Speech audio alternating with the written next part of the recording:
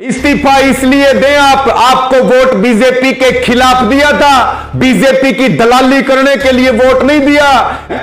इस्तीफा देते तो अब तक पता नहीं कहां से कहां पहुंच जाते। अब तो हरियाणा में आपकी निकलने की औकात और हिम्मत भी नहीं रही। ये भी कह रहे हैं कानून पढ़े हैं क्या? आपने पढ़े अजय चौटाला जी कानून? अगर पढ़े हो तो आइए आमने सामने बैठ करके बात करते हैं, पता लग जाएगा आपको कितना ज्ञान है। और आपके तो जोड़ों में बैठ चुका, आपको तो हरियाणा में कहीं छुपने के लिए जगह नहीं मिलने वाली है।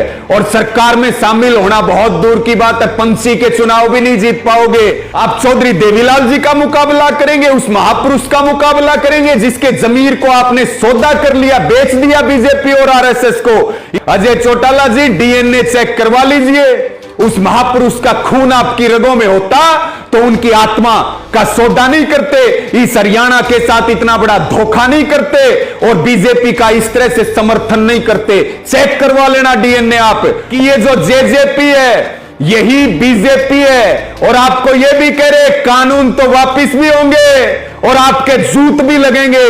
सत्ता में जाना तो बहुत दूर की बात है, गांव में नहीं घुस पाओगे।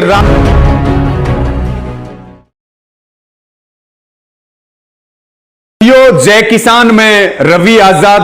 साथियों, बीजेपी और आरएसएस की गोदी में बैठ करके चौधरी देवीलाल जी की आत्मा का सौदा करने वाले और भ्रष्टाचार नौकरी बेचने के मामले में जेल में सजा काट रहे पैरोल पर आए जननायक जनता पार्टी के राष्ट्रीय अध्यक्ष अजय चौटाला जी कल फिर पानीपत में बोले और अपराधियों को सुरक्षा दी जा रही है।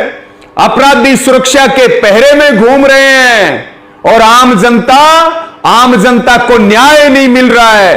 पानीपत में बोले हमने पहले भी जवाब दिए, आज भी जवाब दे रहे हैं और कुछ सवाल हैं अजय चौटाला जी से हमारे, अगर उनमें हिम्मत है या उनके बेटे दुष्यंत चौटाला जी में हिम्मत है तो वो जवाब भी दे दें। अजय चौटाला जी ने कहा कि हमारे विरोधी इस्तीफा मांग रहे हैं, हम क्यों दें इस्तीफा?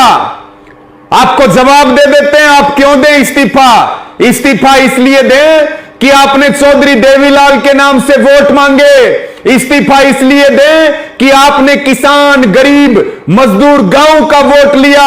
इस्तीफा इसलिए दें आपको वोट बीजेपी के खिलाफ दिया था, बीजेपी की दलाली करने के लिए वोट नहीं दिया। इस्तीफा इसलिए दें कि जो पार्टी काले कानून लेकर के आई है बीजेपी, आप उनकी गोदी में बैठे हैं, उन 3 काले कानूनों का समर्थन कर रहे हैं और हर कदम पे मोदी सरकार और खट्टर सरकार का साथ दे रहे हैं। इसलिए आपसे हरियाणा ने आपको वोट दिया, हरियाणा आपसे इस्तीफा मांग रहा है।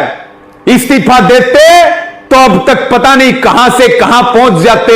अब तो हरियाणा में आपकी निकलने की औकात और हिम्मत भी नहीं रही। इसी के साथ में आपने कहा कानून तो होते ही बनने के लिए, कानून वापिस नहीं लिए जाते, कानून होते हैं बनने के लिए और आंदोलनों से कानून वापिस भी करवाए जाते हैं। शायद आपने इतिहास नहीं पढ़ा, आपको हमारी नसीहत है कि आंदोलनों का इतिहास उठा करके देख लीजिए। आप ये कह रहे हैं कि सड़कों पे बैठने से, काले झंडे दिखाने से, महापंचायतें करने से कभी कानून वापिस नहीं होते हैं। आप चौधरी देवीलाल का इतिहास भूल गए। कानून वापिस कराना बहुत छोटी बात है, उन्होंने तो सड़कों पर बैठ करके और सरकारों को गिराने का काम किया था, सरकारों की वापसी का काम किया था।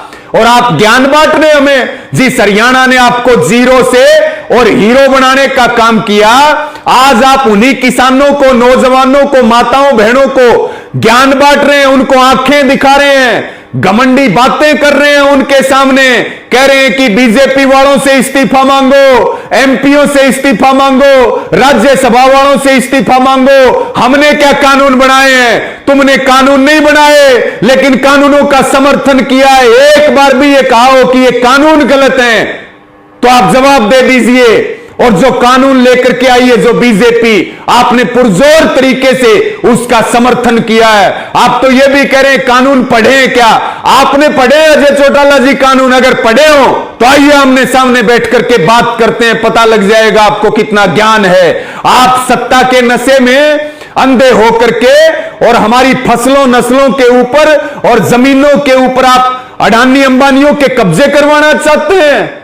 और अजय चौटाला जी, आप क्या कह रहे थे कि हम तो मध्यस्थता करने के लिए तैयार हैं, बातचीत से समाधान निकलता है। बातचीत किसने बंद की? आपके मोदी जी ने बंद की, आपकी बीजेपी ने बंद की। आप में हिम्मत है तो बिना शर्तों के बातचीत शुरू करवाइए। हमने बातचीत बंद नहीं की, संयुक्त किसान मोर्चा ने बातचीत बंद नहीं की। और आपको एक नसीहत और है, आप जैसों की मध्यस्थता की जरूरत नहीं है। आंदोलन सफलतापूर्वक आगे बढ़ रहा और आपके तो जोड़ों में बैठ चुका। आपको तो हरियाणा में कहीं छुपने के लिए जगह नहीं मिलने वाली है और सरकार में शामिल होना बहुत दूर की बात है। पंची के चुनाव भी नहीं जीत पाओगे।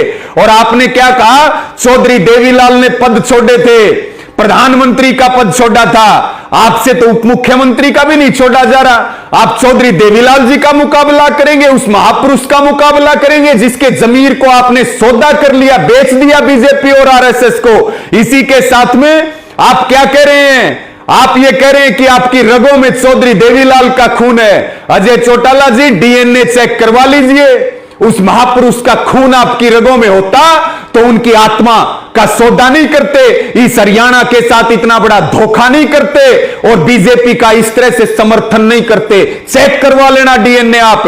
और इसी के साथ में आप ये बात कह रहे हैं, हम तो कह रहे हैं, पहले दिन से कह रहे हैं कि ये जो जेजेपी है यही बीजेपी है। और आपको ये भी कह रहे कानून तो वापिस भी होंगे और आपके जूत भी लगेंगे, ये बात भी आप नोट कर लेना। और आपको तो ये भी कहना चाहेंगे हम कि जो आपका बेटा है दुष्यंत चौटाला, हरियाणा का उप मुख्यमंत्री, वो तो इस तरह से खट्टर जी के साथ लगा हुआ है जैसे पतिव्रता जो नारी होती है, जैसे वो अपना फर्ज निभाती है, ऐसे ही आपका बेटा खट्टर के लिए फर्ज निभा रहा है। धरातल पर क्या चल रहा है कभी निकल करके देखिए। लेकिन आप निकलेंगे कैसे? आपको जाने कौन देगा हरियाणा में? आपको गांव में आने कौन देगा?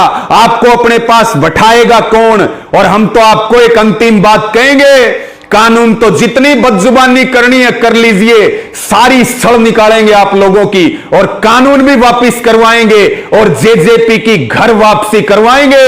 सत्ता में जाना तो बहुत दूर की बात है, गांव में नहीं घुस पाओगे। राजनीतिक और सामाजिक बहिष्कार आपका हो चुका है।